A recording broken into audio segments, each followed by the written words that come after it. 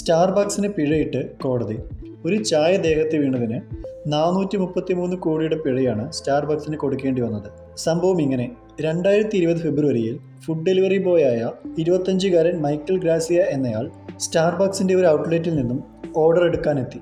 Order drive through ആയതിനാൽ സ്റ്റാർബക്സിലെ ജീവനക്കാരി ഓർഡറായ ചായ pack ചെയ്ത് കാറിലേക്ക് കൊടുത്തു. എന്നാൽ കൃത്യമായി പാക്ക് ചെയ്യാതിരുന്ന ചായ മൈക്കിളിൻ്റെ മടിയിലേക്ക് മറിഞ്ഞു വീഴുകയായിരുന്നു.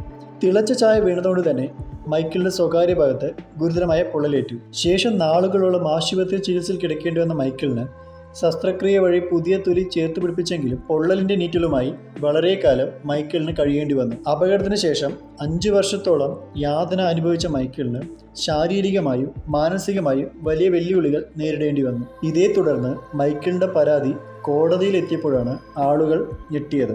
മൈക്കിൾ നഷ്ടപരിഹാരമായി ആവശ്യപ്പെട്ട തുകയാണ് ഞെട്ടിക്കാനുണ്ടായ സാഹചര്യം. $50 മില്യൺ മൈക്കിൾ നഷ്ടപരിഹാരമായി ആവശ്യപ്പെട്ടത്. ഇത് ഏകദേശം 433 കോടി ഇന്ത്യൻ രൂപയോളം വരും. തെറ്റ് അംഗീകരിച്ചെങ്കിലും തുക വളരെ കൂടുതലായിരുന്നു എന്നായിരുന്നു സ്റ്റാർബക്സിന്റെ വാദം. എന്നിരുന്നാലും മൈക്കിൾ ആവശ്യപ്പെട്ട തുക തന്നെ നഷ്ടപരിഹാരമായി നൽകണമെന്നാണ് ലോസ് ഏഞ്ചൽസ് കോടതി ഉത്തരവിട്ടത്. ജീവനക്കാരിയുടെ ഒരു കഴിപ്പിഴയ്ക്ക് സ്റ്റാർബക്സ് നൽകേണ്ടി വന്നത് 433 കോടി രൂപയാണ്. ഈ ഭീമമായ തുകയെക്കുറിച്ചാണ് ഇപ്പോൾ നിരവധി ചർച്ചകൾ നടന്നുകൊണ്ടിരിക്കുന്നത്.